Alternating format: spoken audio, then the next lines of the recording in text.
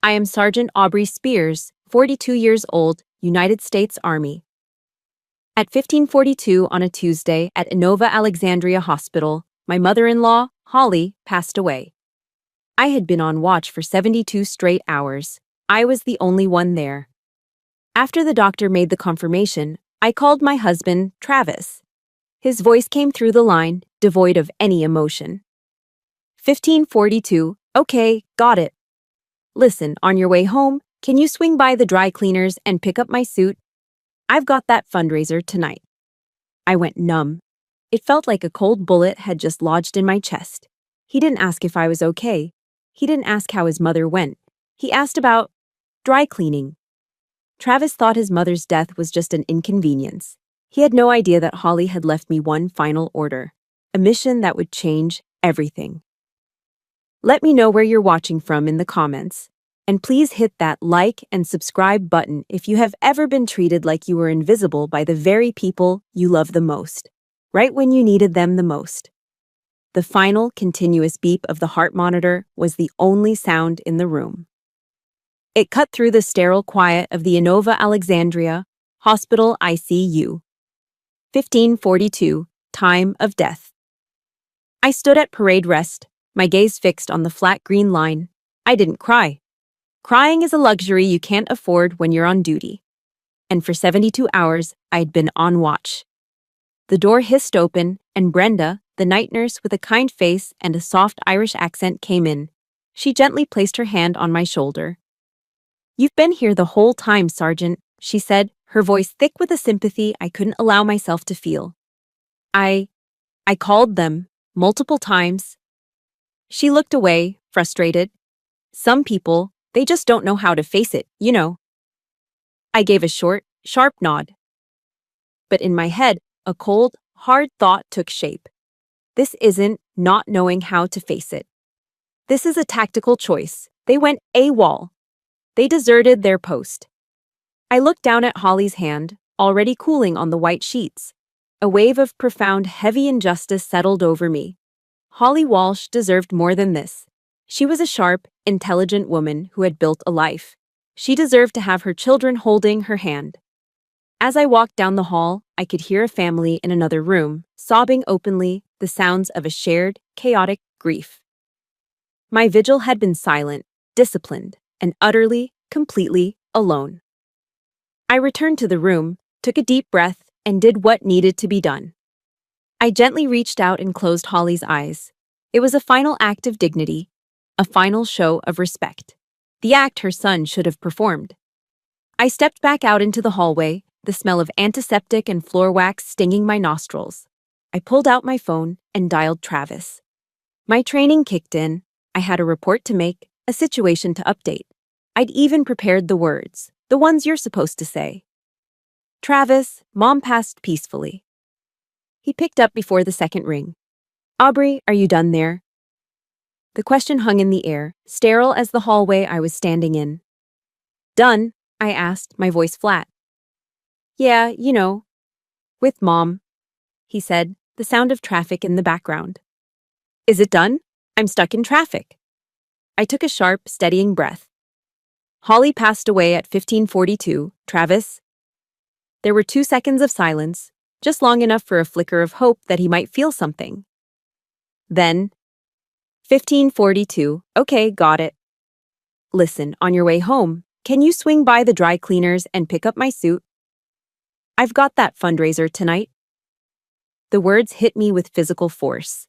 It felt like a cold bullet had just lodged in my chest. Not the hot sting of betrayal, but the numb, heavy shock of impact.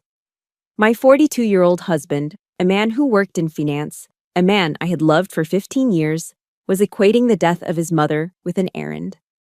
"Travis," I said, my voice dangerously quiet. "Did you hear me? Your mother just died." "I heard you, Aubrey. I heard you," he said, his voice laced with that familiar, impatient sigh. "But I can't go to this thing in a wrinkled suit, can I? It's an important event. Just handle things there. You're good at that. I'll be home later." He hung up. I stood there, phone in my hand, staring at the beige hospital wall. I felt the anger rising, not hot and fast, but a cold, hard burn, the kind that settles deep. Before I could even process the rage, I heard my name. Sergeant Spears. It was Brenda, the nurse. She was holding a thick, cream-colored envelope. This, Mrs. Walsh was very specific. She told me to give this only to you, and only after she was gone. She handed it to me. It was heavy, expensive cardstock. It was sealed on the back with a dark blue wax stamp. My name was written on the front in Holly's sharp, intelligent, and unmistakable handwriting. Sergeant Aubrey Spears. This wasn't a letter. This was an order. A jolt, like a low-voltage current, ran up my spine. As I stared at the envelope, my phone vibrated in my other hand. I looked down. The caller ID read, Stella. I answered it. Hello, Stella. Hey, sister-in-law. Her voice chirped, high and stressed. Listen, is she done yet? I'm trying to book a nail appointment for this weekend, and I don't know if I have to block out time for a funeral. It's just such a hassle. Can you find out? I said nothing. I just pressed the end call button. I looked at the phone, then at the envelope. My mission parameters were becoming crystal clear. I didn't open the envelope until I was in the driver's seat of my car in the parking garage. My hands were steady. I broke the wax seal. Inside, there were no sentimental words, no tear-stained goodbyes. There was only a single, old-fashioned brass key and a small, stiff note card. I read the note. It was Holly's handwriting. 47 Willow Lane. They were never my comrades. Now, they will learn what it means to be left behind. 47. Willow Lane. I'd never heard of the address. It wasn't their old family home. It wasn't her high-rise condo in Alexandria. This was a coordinate, a rally point, a classified mission. I gripped the cold brass key in my palm. Just then, my phone rang again. Travis. I let it go to voicemail. It rang immediately back. I answered, putting it on speaker. Aubrey, where are you? His voice was sharp with irritation now. What about my dry cleaning? I looked at the key in my hand. I looked at the note. I started the engine. My voice was calm, clear, and cold. There's been a change of plans, Travis. I hung up. For the first time in 15 years, I didn't feel like his wife. I felt like Holly Walsh's executive officer. And I had just received my orders. I drove through the dark Alexandria rain, not heading to our house, just driving. The windshield wipers beat a frantic, hypnotic rhythm against the glass. 1542. 1542. 1542. Holly's brass key was on the passenger seat.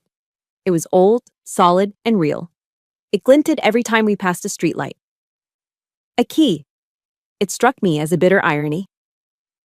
In 15 years of being married to Travis, in 15 years of being a Walsh, I never really had a key. Not one that mattered. We lived in a stunning 3-story brick row house in Old Town Alexandria, the kind of place tourists take pictures of. But it was never my house. I realized I had never, not once, called it my house. It was always Travis's house or our place. It was the Walsh house. I was just a high-class tenant. I was a sergeant in the U.S. Army, trained in logistics, capable of managing millions of dollars in inventory and moving entire companies across continents. But I was not allowed to pick out a sofa. Oh, they consulted me. Travis and Stella would hold up paint swatches, ask my opinion, and then Stella would laugh her high, tinkling laugh and say, "Oh, Aubrey, that's so practical. No, we need something with more flair." And Travis, my husband, would just smile and side with his sister. I was an outsider, a useful, practical, reliable outsider. And as I sat at a red light, the rain lashing down, I looked at that key and I realized, so was Holly. After Travis's father, Ben, passed away, Travis and Stella had staged a full-blown intervention.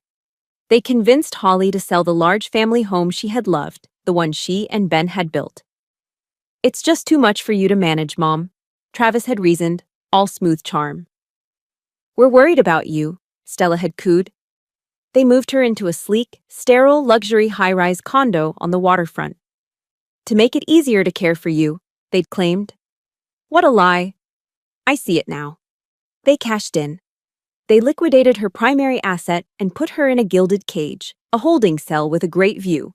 They took her home, her power, her independence. Holly Walsh was a soldier, disarmed and detained by her own children. And I was the other prisoner of war. The memories, the ones I'd learned to file away under acceptable losses, began to flood the cabin of the car. Thanksgiving. 2 years ago. It's the one holiday that matters to me.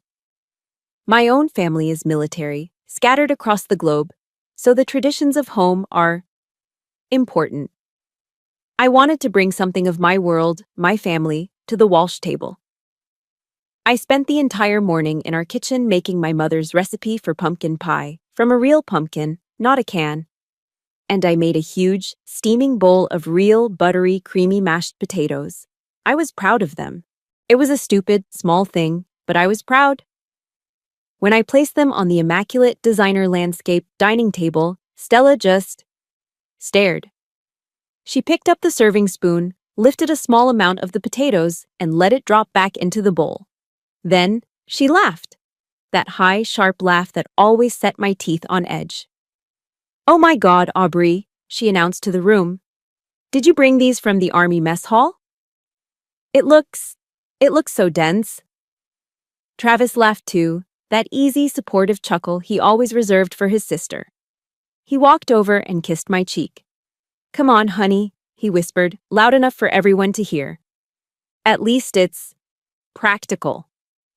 Practical. There was that word again. I felt the blood drain from my face. I looked across the table at Holly. She was the only one who met my eyes. She deliberately reached over, took a large spoonful of the potatoes, and put them on her plate. "It's delicious, Aubrey," she said, her voice clear and firm. But her words were lost. Travis and Stella were already laughing about something else, some inside joke. I stood there, invisible. I spent the rest of the dinner swallowing my tears, watching my pumpkin pie and my dense potatoes sit on the table, untouched. Growing cold. It wasn't just me, I now understood. They treated Holly the same way. But the real wound, the one that still ached, was last year. I was being promoted. After years of relentless work, of long deployments, of evaluations and boards, I was being promoted to Sergeant First Class, E7. It's a huge milestone. It's the backbone of the Army. The promotion ceremony was at Fort Belvoir. It was a formal, beautiful event. I invited my family. My Walsh family. Travis promised he'd be there. He promised.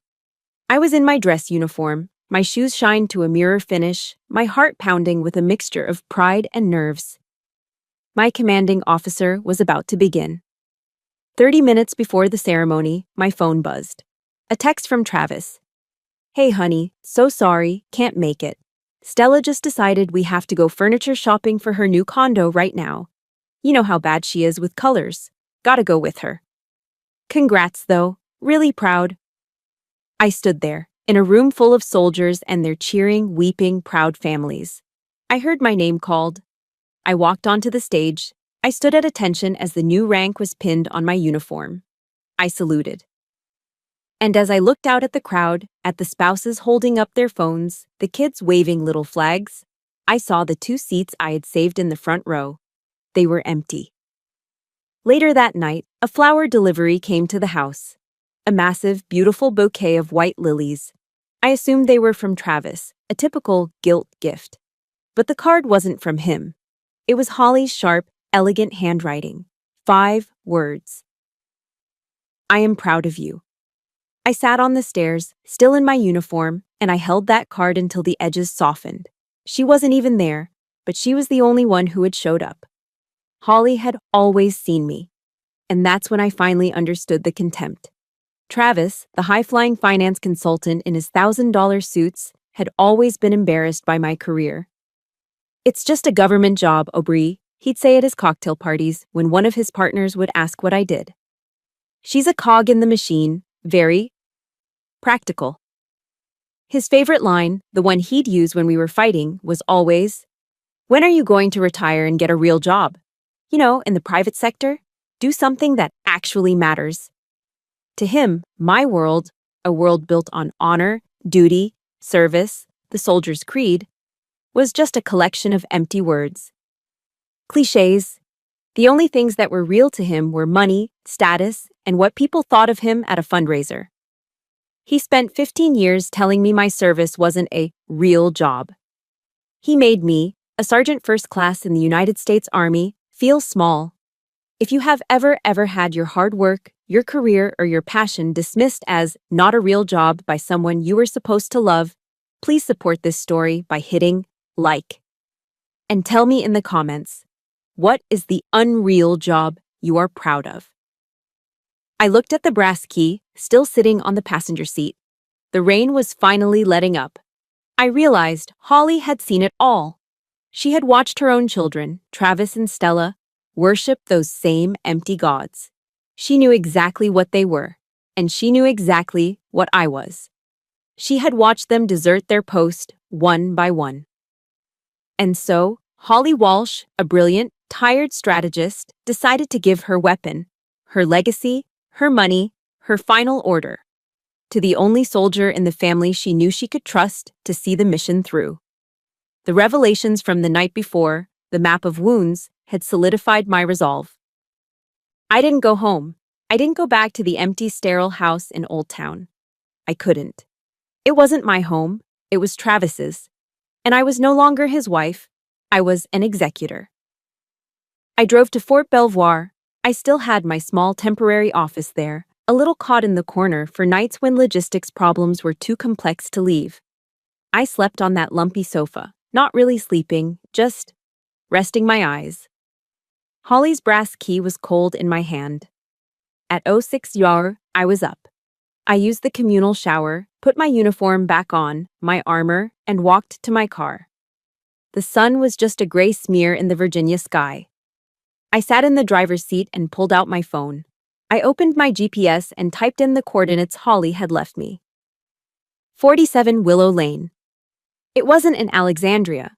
It wasn't in Arlington or any of the upscale suburbs.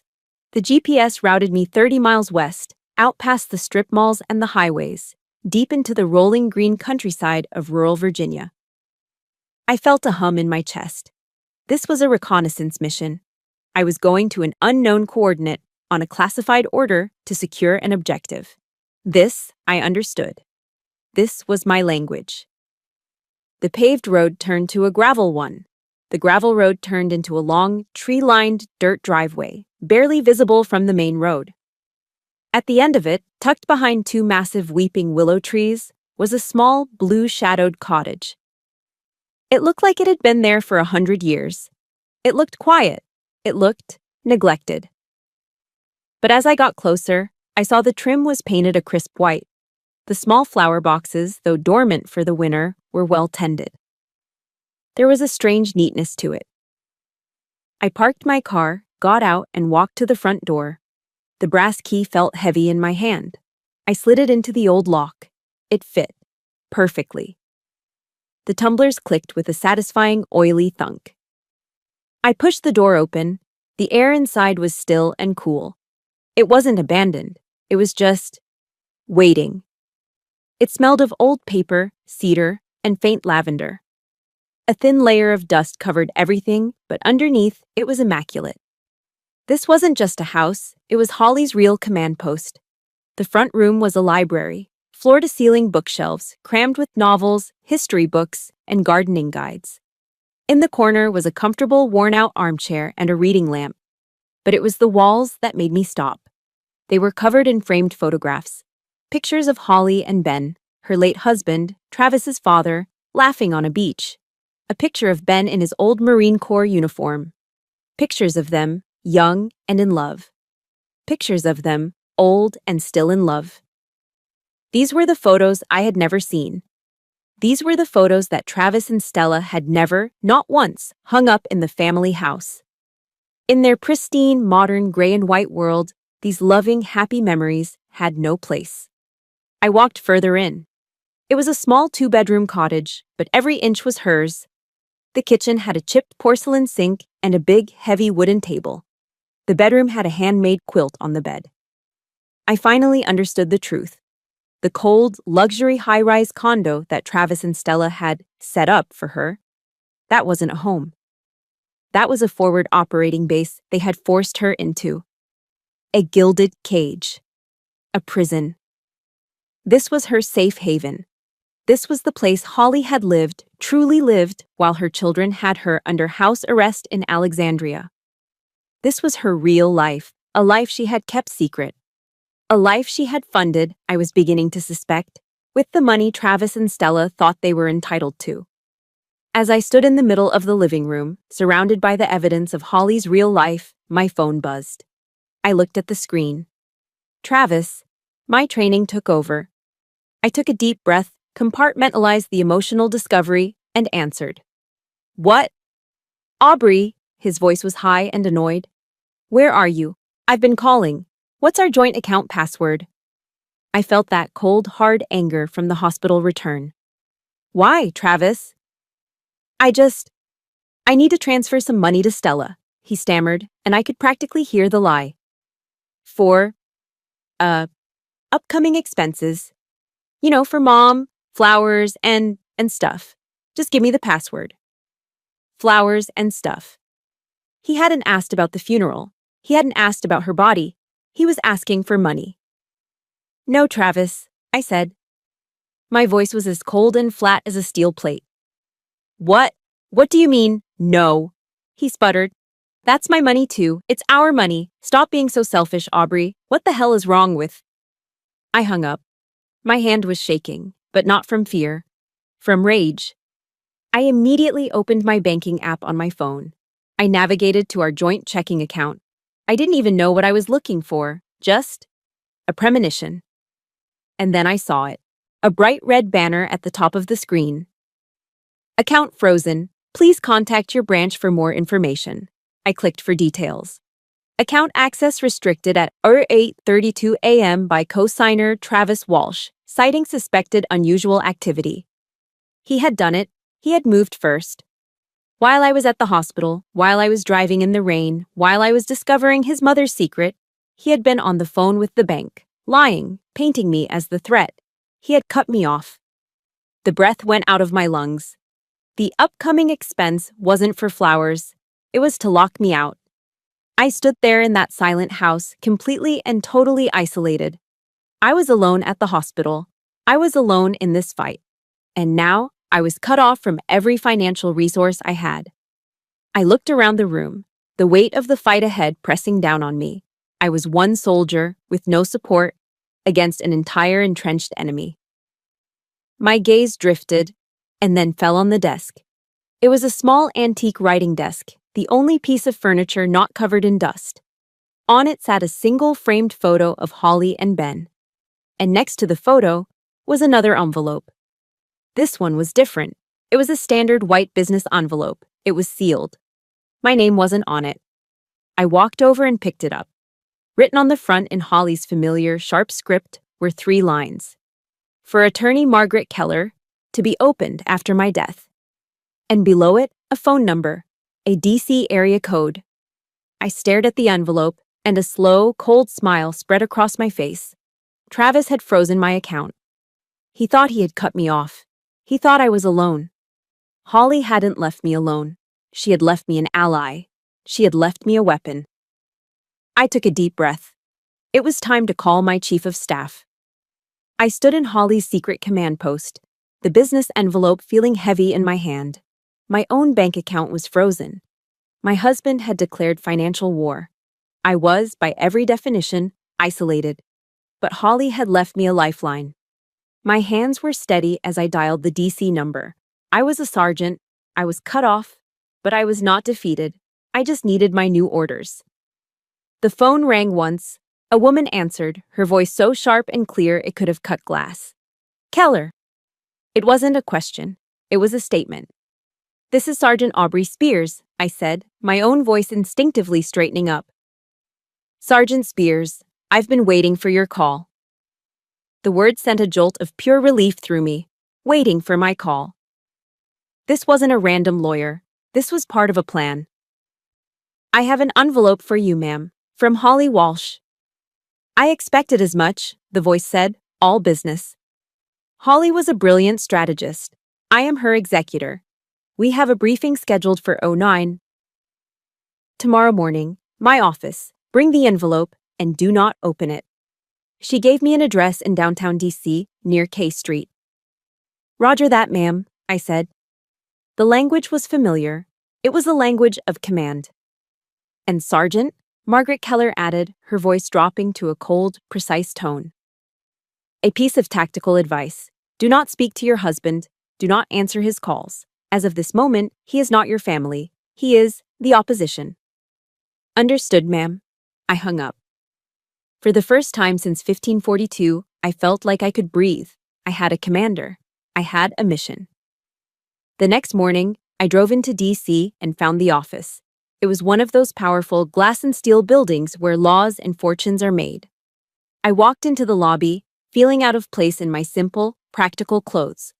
When I got to her office, the receptionist showed me in immediately. Margaret Keller was exactly as I'd pictured. About 65, impeccably dressed, with silver hair pulled back so tightly it looked like a helmet. She was power, personified, but she was not alone. Sitting on the plush leather sofa were two other women, both in their late 60s. They looked normal.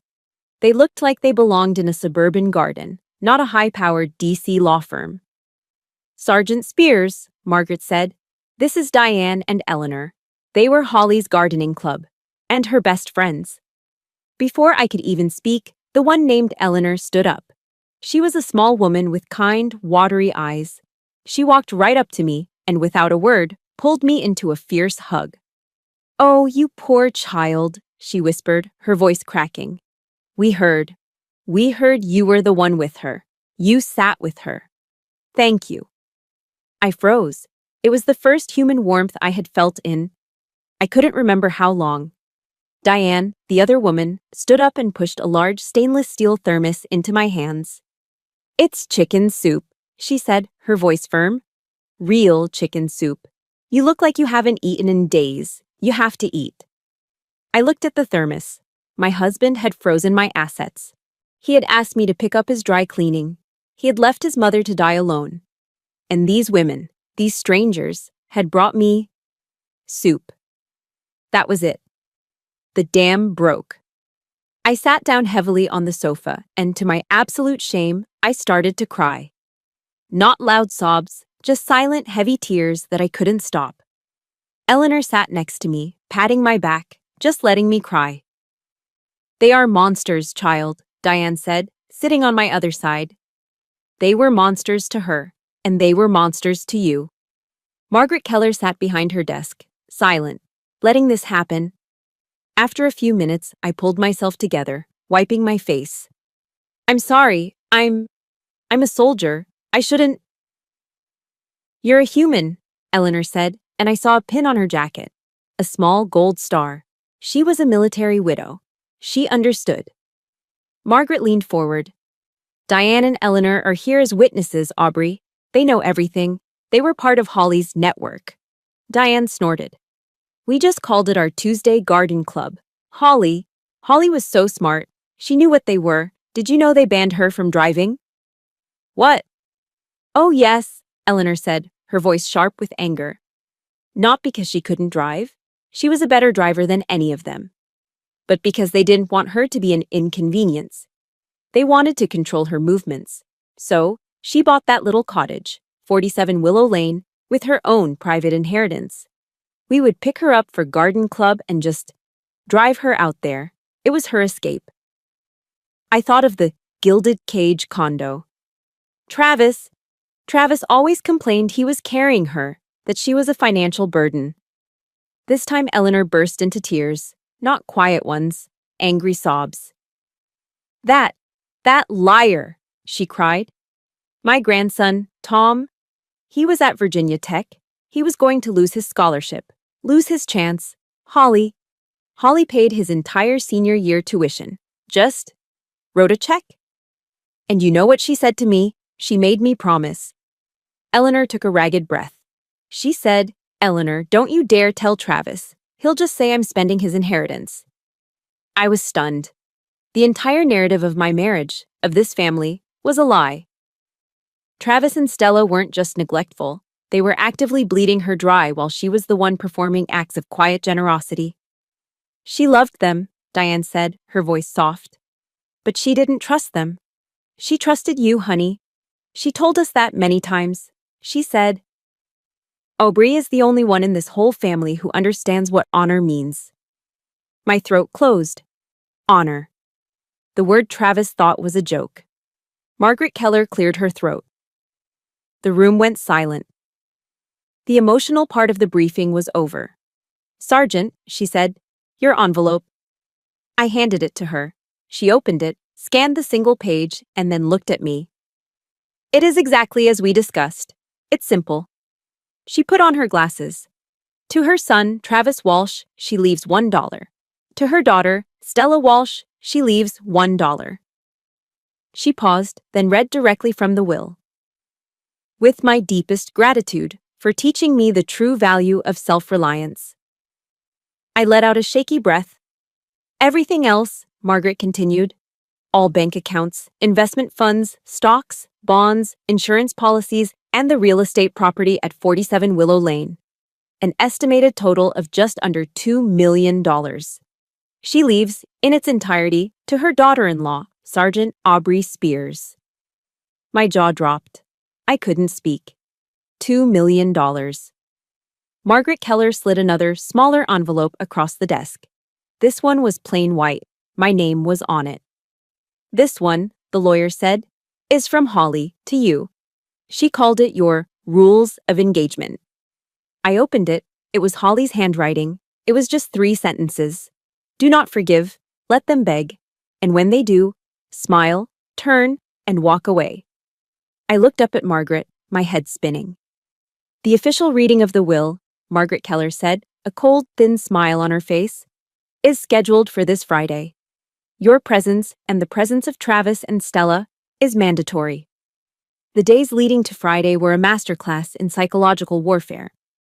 I followed Keller's orders. No contact. I didn't go back to the Old Town house. I operated from 47 Willow Lane, forwarding Travis's dozens of calls, furious rants about the frozen account alternating with manipulative messages about us, straight to voicemail. I ignored them all. I was a soldier preparing for an engagement. My only required contact was the mandatory text, as sterile as an after-action report. Per the instructions of Holly Walsh's attorney, Margaret Keller, your mandatory presence is required for the reading of the will. Friday, 10 a.m., her office. Do not be late. Travis's reply was instant. This is a waste of time, Aubrey. Mom had nothing. It's just going to be us fighting over old photos. I have a lunch meeting at noon, so this better be quick. I felt a cold, hard knot of contempt. He wasn't grieving. He was annoyed that his mother's death was an inconvenience in his workday. Stella's reply came an hour later. It was worse. It was a picture message, a screenshot from an old family album of Holly wearing a stunning 3-strand diamond necklace, the kind of heirloom piece that speaks of old money. Underneath, her text read, just so we're clear, sister-in-law, I'm calling dibs on this. Make sure you don't accidentally lose it before Friday. Dibs. She was calling dibs on her dead mother's diamonds. I deleted the message. I felt nothing but cold, clean-burning rage. I wasn't just a soldier, I was an avenger. And I was going to follow Holly's orders to the letter. Friday, 09:45 a.m. I arrived at Keller's D.C. office. The conference room overlooked the U.S. Capitol building, a fitting backdrop of law and power. I was in my full-dress uniform, the one from my promotion. I wanted them to see the woman they mocked. Diane and Eleanor were already seated in the corner, my reinforcement. Eleanor gave me a nod, her eyes full of steel. At 10:05 a.m., Travis and Stella burst in, 5 minutes late, smelling of expensive coffee and self-importance. Sorry, traffic was hell, Travis said, glancing at my uniform with clear disdain. What's with the costume, Aubrey? Playing soldier today? Let's make this quick, Margaret, Stella said, tapping her $5,000 handbag. As Travis said, he has a lunch meeting. Margaret Keller, cold and imposing as a military judge, simply motioned to the chairs. Please, sit. She waited until they were settled. The room went silent. I will now read the last will and testament of Holly Walsh, Margaret began, her voice cutting through the tension. Executed and notarized 2 months ago on... She listed the date, 2 days after her final diagnosis. She read through the preliminary legal language. Travis was already visibly checking his watch. First, Margaret continued, to her dear friends, Diane Matthews and Eleanor Bishop, Mrs. Walsh leaves a bequest of $25,000 each in gratitude for their loyalty and friendship. Travis scoffed. 25? She didn't have $50,000. Stella shot him a look, her eyes narrowing. Margaret ignored them. And now, for the final distribution of the estate. Travis leaned forward, trying to look bored. Stella sat up, her mask of indifference slipping. This was the moment they had come for. Margaret looked down at the paper, then over her glasses, first at Travis, then at Stella. To my son, Travis Walsh, she read, her voice flat, I leave the sum of $1. The silence in the room was absolute. Stella let out a high, nervous laugh. What? Is that a joke? Travis's smug finance bro smile was frozen on his face. Margaret turned the page. And to my daughter, Stella Walsh, I leave the sum of $1. Stella's laugh died in her throat. What? What did you say? Travis's face was changing. The smugness drained away, replaced by an ugly red creeping up his neck from under his expensive shirt collar. What about the rest? He said, his voice low. The rest? Margaret asked, as if confused, looking back at the will. Ah, yes, the remainder. To my son and daughter, I leave this with my deepest gratitude for teaching me the true value of self-reliance. She looked up. That is the conclusion of their inheritance. The rest? Stella shrieked, her voice cracking. The money, the accounts, the house, where is the rest? Margaret Keller's voice was as cold as ice. The rest, as you call it, which includes all bank accounts, investment funds, stocks, bonds, insurance policies, and the real estate property at 47 Willow Lane, totaling an estimated value of $1,950,000. Stella was vibrating, her eyes wide. Yes? Yes? Is left in its entirety to my daughter-in-law, Sergeant Aubrey Spears. The words hit the room like a bomb. For 1 second, there was pure, stunned silence. Then came the explosion. What? Travis roared, his voice no longer smooth, but a guttural, animalistic bellow. He shot up from his chair, his face a mask of purple rage. $1 million. She... What? You bitch! Stella screamed, lunging to her feet, her perfectly made-up face twisted into something ugly. You thief! What did you do to her? You poisoned her against us. You manipulated her. Travis was pointing a shaking finger at me. She... We will sue. You can't do this. She was sick. She was an old woman. You manipulated her. He turned his rage on me, his eyes wild. You're a deserter.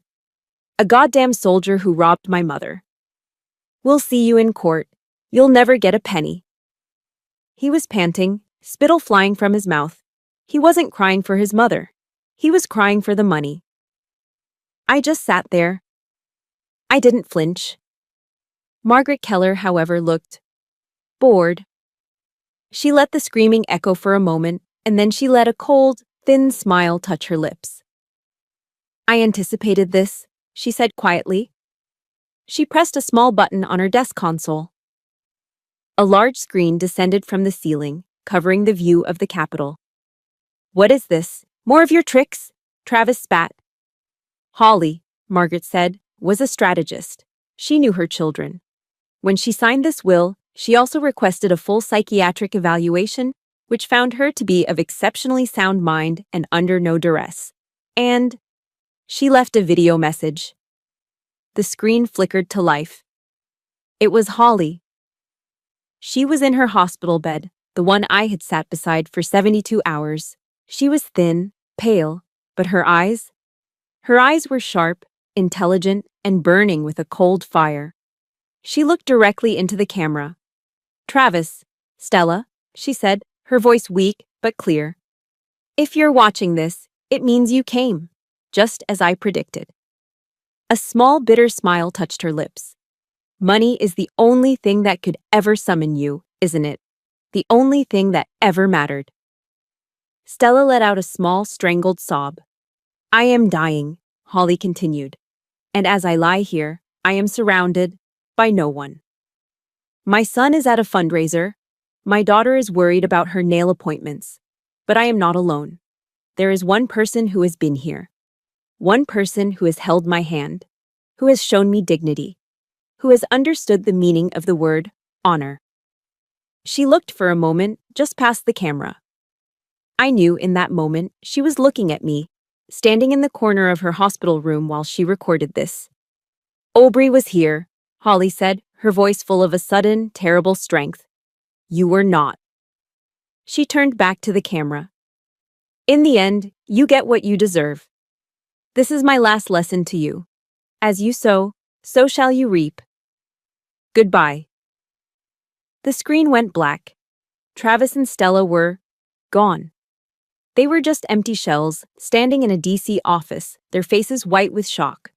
They had been, in every sense, completely and totally outmaneuvered. The room was silent. I stood up.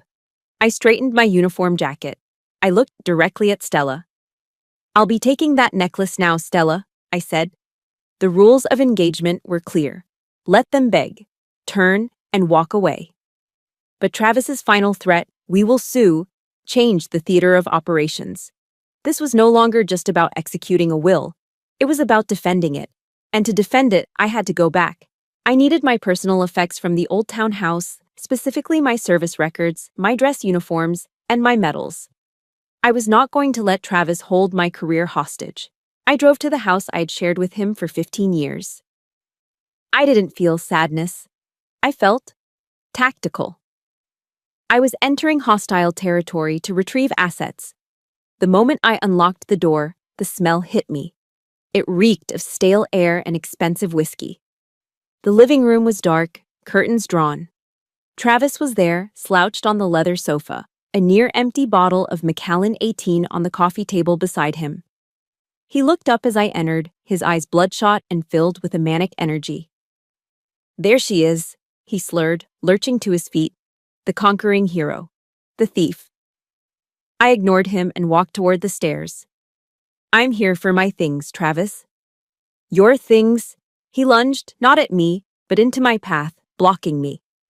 He was smart enough not to touch me. He knew my training. He would use words as his weapons. "You have no things here," he screamed, his voice cracking. 15 years. 15 years I gave you this life, this beautiful house, a name. And how do you repay me? You wait until my mother is sick, you poison her mind, and you steal my family's inheritance.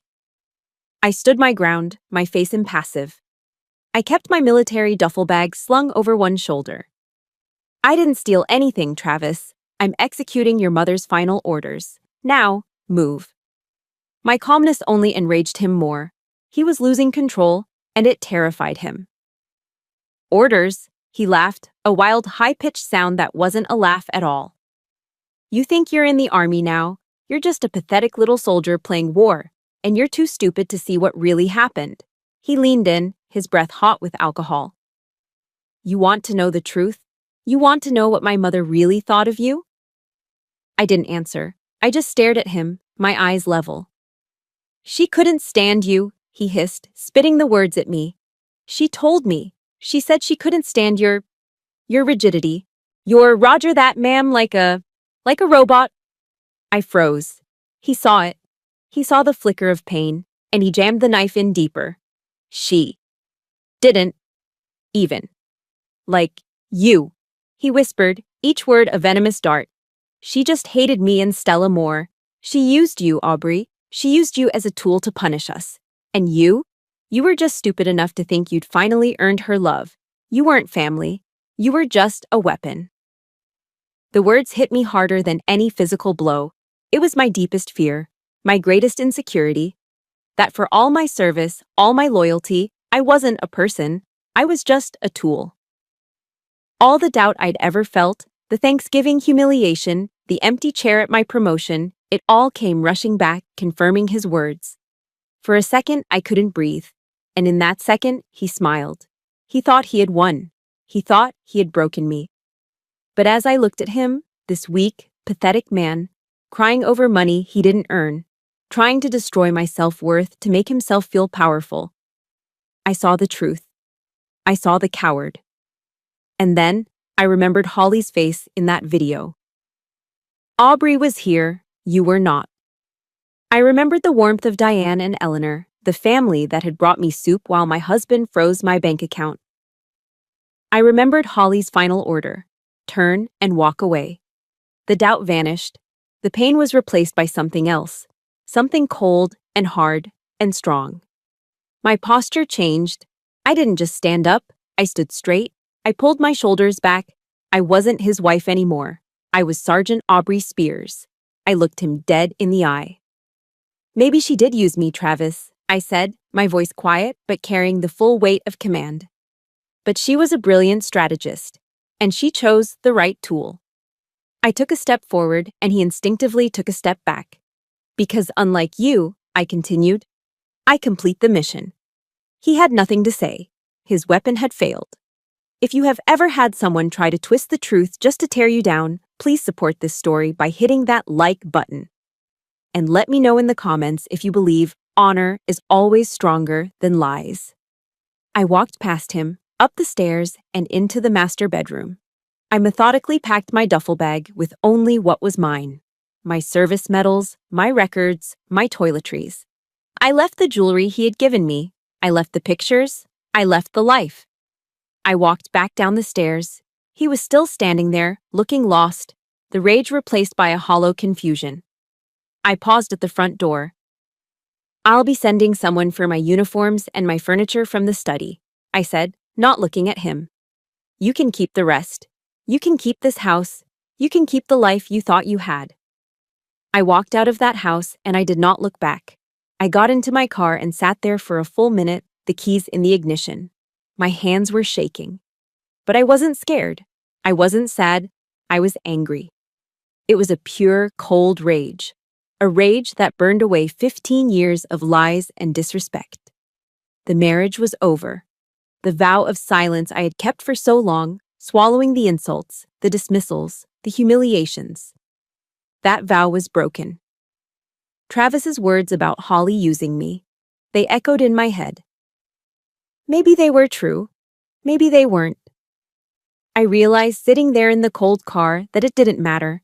It didn't matter if Holly liked me, or loved me, or used me. What mattered was that she trusted me. She trusted me to execute her mission. She trusted me to see that justice was done, and I would not fail her. The gaslighting was over. The war had begun. I picked up my phone. It rang twice. Keller. It's me, Sergeant Spears, I said, my voice steady and cold. I hear you, Sergeant. Travis said his mother used me. Maybe she did, I said. But now I'm using what she gave me. Prepare the divorce papers, immediately. There was a half-second of silence on the other end. And Keller? Yes, Sergeant. We fight. The call with Keller ended. The declaration, we fight, hung in the air. This was no longer just a personal defense. It was a counteroffensive. I didn't go back to Fort Belvoir. I drove directly to 47 Willow Lane. The charming cottage, Holly's safe haven, now became my forward command post. My first order of business, as any logistics officer knows, is to do a full inventory of available assets. I began to systematize the intelligence Holly had left behind. Her entire life was meticulously documented, not just in photo albums, but in 5 years' worth of handwritten journals, bound in dark green leather. My logistics training kicked in. I started sorting them by date, cross-referencing entries, looking for patterns. I was no longer a grieving daughter-in-law. I was an analyst building a case. I read about Holly's quiet loneliness, her observations, her pain. And then I found it. The entry that solidified my resolve. December the 25th, 2023, Christmas Day. I read the entry, my heart growing heavier with every looping, elegant word from Holly's pen. Christmas. The apartment is so quiet. Travis and Stella are in Aspen. They sent an e-card. It played a little song. I made a turkey, just a small one, but it feels foolish to eat it alone. The silence is deafening. I miss Ben. I had to pause, my throat tightening.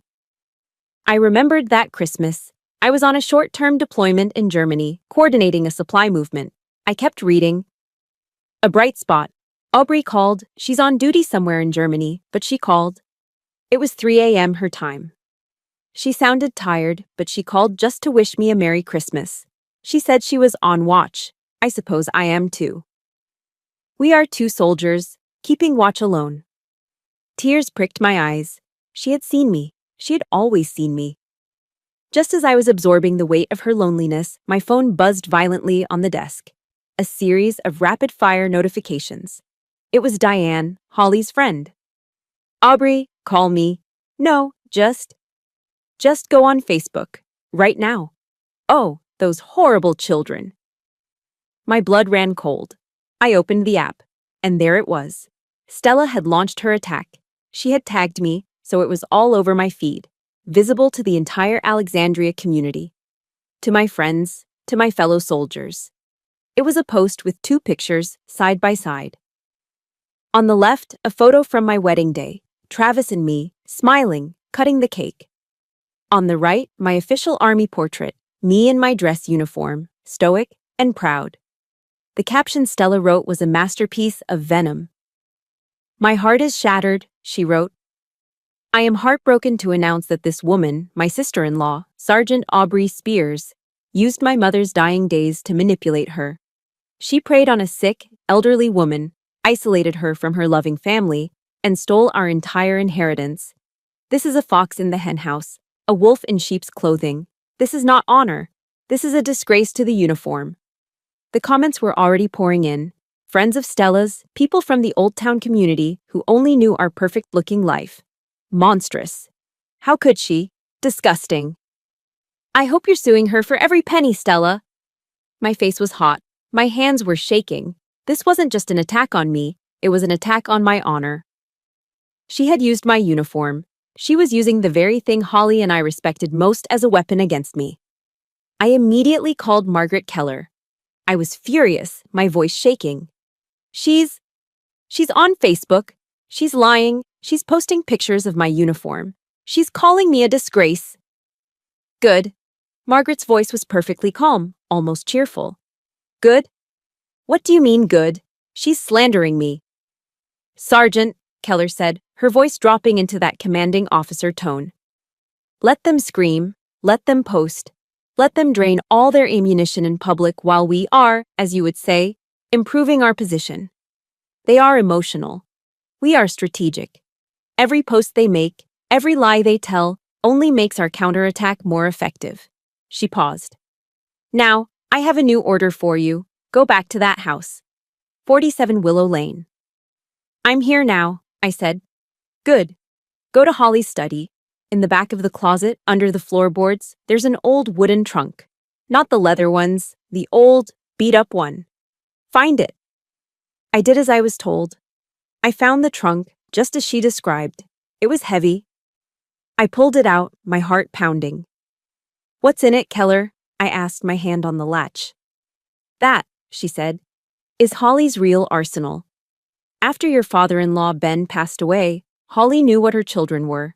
She knew this day would come. She started documenting everything. I opened the lid.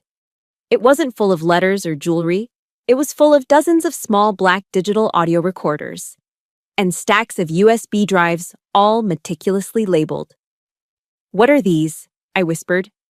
That, Sergeant, Margaret Keller said, and I could hear the smile in her voice, is the truth. Holly recorded every phone call, every conversation where they asked for money, every holiday they abandoned her, every time they insulted you, everything. My hands were shaking as I sifted through them. I saw labels. Thanksgiving 2022, Stella, new car, Travis, investment. And then I saw it. The one that matched the diary, labeled Christmas 2023. I picked it up. I found the Christmas one, I said, my voice barely a whisper. Listen to it, Sergeant, Keller ordered softly. Listen to your ammunition. I pressed the play button. The small speaker crackled. First, Holly's voice, hesitant, hopeful. Are you coming home, Travis? For Christmas? Then Travis's voice, distant, annoyed. I could hear music in the background, like a party at a ski lodge. Mom, I told you, we're in Aspen. Why are you making this difficult? Holly. I don't want to be alone. On Christmas. There was a long, exasperated sigh from Travis, and then, the words that stopped my heart. Then call Aubrey, he said, his voice dripping with condescending pity. She's got no one anyway. Look, I gotta go, roaming charges. Click. I sat there, on the floor of Holly's secret command post, in stunned silence. He had told her to call me. He had used my own loneliness as a solution for his abandonment of her. And in that moment, I knew. Travis's final gaslighting attempt in the living room, she didn't even like you, she just used you, was a lie. He knew it was a lie. This recording wasn't just evidence, it was the verdict. It was the silver bullet, and I was going to deliver it myself. The day of the hearing arrived. The battleground was the Fairfax County Courthouse, a stark modern building in Virginia that smelled of floor wax and stale coffee. Travis and Stella had officially filed a petition to contest the will, claiming undue influence and lack of testamentary capacity. We were all there. Me, in my civilian suit, feeling more exposed than I ever had in uniform. Margaret Keller, looking like a four-star general in her sharp, dark blue suit. And in the first row, right behind me, sat Diane and Eleanor, my chosen family, hands clasped in their laps. Travis and Stella entered with their lawyer. He was a slick man in an expensive-looking suit, the kind of man who smiled with his teeth, but not his eyes. Stella was dressed in black, dabbing at her eyes with a tissue, a perfect portrait of manufactured grief. Travis just stared at me, his face a mask of pure, unfiltered hatred. All rise, the bailiff called. The judge entered, a no-nonsense woman in her late 60s. Stella's lawyer began first, his voice dripping with false sympathy. Your Honor, my clients, Travis and Stella Walsh, are the victims here. He painted a tragic picture. Their beloved mother, Holly Walsh, in her final, frail days, was subjected to systematic isolation and psychological manipulation. The defendant, he said, pointing at me, Sergeant Aubrey Spears, is a military officer trained in psychological warfare. She used these skills to prey on a weak, ailing woman, turning her against her own family, forcing her to change a will that had stood for 20 years. I watched, disgusted, as Stella let out a perfectly timed, delicate sob. We are here to seek justice for Holly, the lawyer concluded, and to restore the rightful legacy to her grieving children. The judge looked at him, her face impassive. Call your first witness. We call Travis Walsh to the stand. Travis walked up, swore on the Bible, and sat down. His slick lawyer led him through the script. Mr. Walsh, what was your relationship with your mother like? It was wonderful, Travis lied, his voice smooth and practiced. We were incredibly close. I called her every day. I loved her very much. I could feel Eleanor stiffen behind me. And what did you observe about the defendant's behavior in those final months? Aubrey. Changed, Travis said, shaking his head sadly. She started blocking our access to Mom. She'd say Mom was too tired for a call, or sleeping when we wanted to visit. We tried, Your Honor. God, we tried. But she wouldn't let us in. Now I understand why. He looked at me, his eyes full of fake sorrow. She was poisoning my mother's mind against us. I sat perfectly still, my hands clasped in my lap, I was a soldier in a storm. I did not flinch. I just waited. Diane and Eleanor were muttering prayers behind me. The lawyer sat down. Your witness, Ms. Keller. Margaret Keller stood up, walked slowly to the lectern, and placed a single file on it. Mr. Walsh, she began, her voice crisp and cold. You said you were incredibly close with your mother. Is that correct? Yes, that's correct.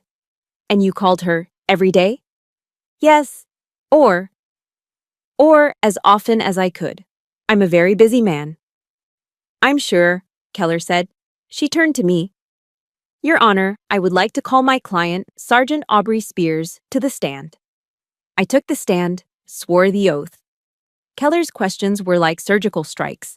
Sergeant Spears, in the final 72 hours of Holly Walsh's life, while you were at her bedside, how many times did you attempt to contact Mr. Travis Walsh? 14 times, ma'am, I said, my voice clear and steady. And did he answer? No, ma'am, not 13 of those times. He answered on the 14th call. And what was the nature of that 14th call? Did he ask about his mother? No, ma'am. He asked me if I could pick up his dry cleaning on my way home for a fundraiser he was attending that evening. A shocked murmur rippled through the courtroom. Travis's face flushed. The judge's eyes narrowed, just slightly. Thank you, Sergeant. Please step down. I returned to my seat. Your Honor, Keller continued, the petitioners claim my client used undue influence to poison Holly Walsh's mind. We have evidence that proves the exact opposite, that it was the petitioners themselves who abandoned their mother, and that Holly Walsh was in full command of her faculties and fully aware of her children's character. Stella's lawyer shot up. Objection, speculation. Overruled, the judge said. I'll allow it. Proceed, Ms. Keller.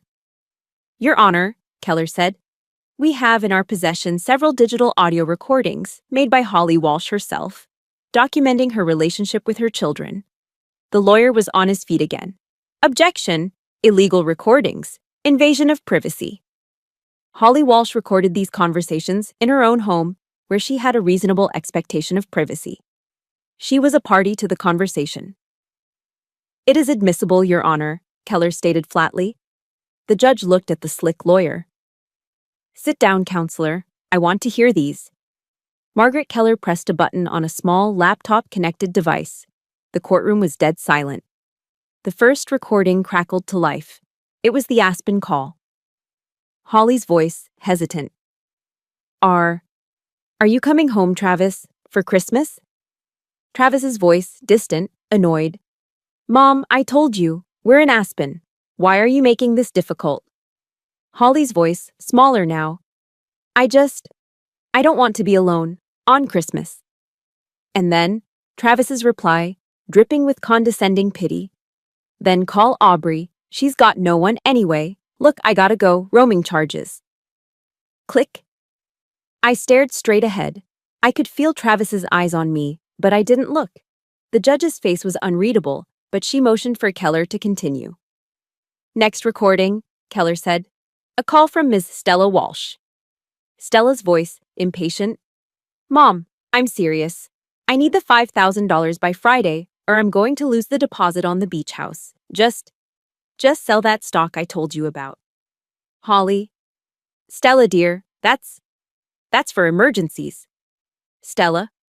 This is an emergency. Don't you want me to be happy? Click. Stella sank in her chair. And one final recording, Your Honor, Keller said, from Mr. Travis Walsh regarding my client. Travis's voice, angry. Mom, why do you even talk to her? Aubrey is a mistake. She's just a little soldier. You should get rid of her. She's not real family. Click. The silence in the courtroom was absolute. Travis's face was sheet white. He looked like he was going to be sick. Stella burst into tears, and this time, they were real. The judge looked down from her bench, her eyes resting on Travis and Stella. Her voice was cold. Do either of you, or your counsel, have anything else to say? Travis opened his mouth, but no sound came out. The slick lawyer just slowly sat down, shuffling his papers. The judge stared at them for a long, painful moment. Then she lifted her gavel. Crack! This petition is not just baseless. It is an insult to the memory of Holly Walsh. Case dismissed. The gavel cracked again, and the sound echoed like a rifle shot. It was over. The judge's gavel strike, case dismissed, was the gunshot that ended the war. The silence that followed was heavy, absolute. Travis and Stella were frozen, their faces pale and slack-jawed. Margaret Keller slowly, deliberately, gathered her files, nodded once to the judge, and then to me. We stood. Diane and Eleanor rushed over, wrapping me in shaky hugs, whispering, "You did it, child. You did it." We walked out of the Fairfax County Courthouse without a single look back. The news of the verdict, and more importantly, the audio recordings, spread through the tight-knit circles of Old Town Alexandria like a wildfire. The aftermath was swift and brutal. Stella, whose entire career was based on social reputation, was fired from her high-profile event planning company. The public scandal of her screaming, "I need 5,000," at her dying mother was toxic. Her clients, the wealthy wives of DC politicians and lobbyists, dropped her. Travis's downfall was quieter, but just as devastating. His world, the finance bro world, runs on a fragile, unspoken code of trust and appearances. The story of the man who left his mother to die alone, who skipped her last hours for a fundraiser, and who then lied about it in court, made him a pariah. His partners at the firm looked at him differently. Clients became unavailable. They had lost the inheritance, but in their attempt to get it, they had lost everything else: their reputations, their social standing, and their careers. They had nothing left but each other. I, on the other hand, was at 47 Willow Lane. I spent the next few days in a state of quiet exhaustion. I began to truly clean the house, to sort through Holly's things, to polish the wood and air out the rooms. The relief was immense, but it was heavy. The war was over. I had won. But the price was my 15-year marriage. The life I had known was gone, reduced to ash. A few days later, I needed to restock the kitchen. I drove into Old Town, to the Whole Foods on Duke Street, the same one Travis and I used to shop at, pretending to be the perfect, happy couple. I was in the coffee aisle, trying to decide between two brands of fair trade espresso beans, when I heard the shriek. "Thief!" I froze. The sound was guttural, raw, and full of hate. I turned. Stella was standing at the end of the aisle. She looked terrible. She was no longer the polished, perfectly manicured Old Town socialite. Her hair was matted and greasy, her eyes were wild and bloodshot, and she was wearing stained sweatpants. "You!" she screamed, pointing a shaking finger at me.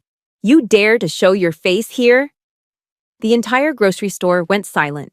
Every shopper, every employee stopped. And then, as if on cue, the phones came out. People started filming. "You're the bitch who stole my mother's money," she shrieked, taking a step toward me. "You're a thief in a soldier's uniform." My military training kicked in. My body went cold. I did not move. I did not retreat. I stood my ground. "Stella," I said, my voice low and steady, "you're causing a disturbance. Go home." "My home! You took my home. You took everything. You ruined my life." She lunged at me, her hand raised, nails out, aiming to slap me. My training took over. It was a reflex. I didn't even think. I caught her wrist mid-air. A quick, clean, precise motion. My grip was like steel. Her eyes widened, shocked at the sudden stop. I held her wrist, my voice never rising above a firm command. "Go home, Stella. It's over. You lost." We stood there for a second, locked in this tableau, me in my calm, controlled stance, her a snarling, unraveling mess. Security guards were running toward us from the front of the store. I released her wrist, pushing it away from me.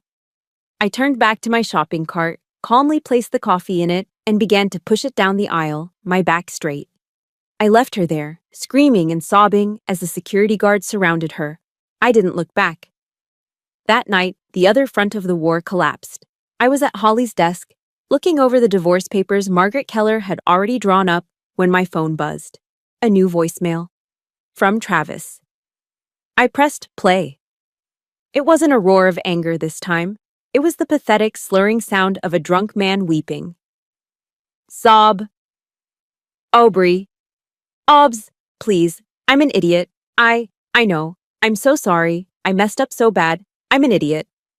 I listened, my face impassive. Stella's crazy. She's lost it. And my partners. They're pushing me out. I'm losing my job, Aubrey. I'm losing everything. You can't do this to me. That was my mother, I know. But you're my wife. You're still my wife. I have nothing left. He descended into incoherent sobbing.